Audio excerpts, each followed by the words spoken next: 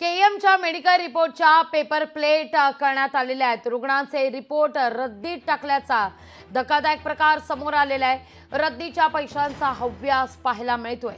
KEM रुग्णालयाच्या रुग्णांचे report रद्दीमध्ये टाकण्यात आले, त्यापासून पेपर प्लेट तयार करण्यात आल्या आणि त्यावर संदीप देशपांडे यांच्यासह शिवसेना उद्धव बाळासाहेब ठाकरे पक्षाच्या किशोरी पेडणेकरांनी देखील आक्षेप घेतलेला आहे।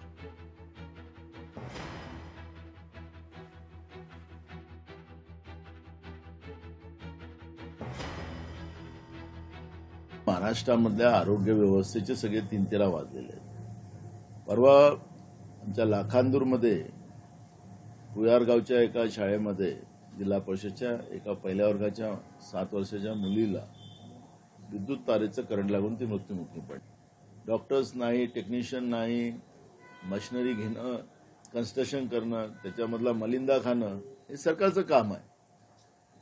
स्ट्रक्चर उभं आहे, मशिनरीज आहेत, पण त्याला चालवणारी लोक नाही, डॉक्टर्स नाही, नर्सेस नाही, अशी परिस्थिती महाराष्ट्रामध्ये आहे। आणि सरकार सांगते की आम्ही 1 लाख पदं भरली। त्याला आम्ही सरकारला विचारतो की किती लाख पदं खाली आहेत ते बोलायला सरकार तयार, आणि आम्ही सगळे भरू। ते आता मला एक सांगा की आता राहिलं किती वेळ?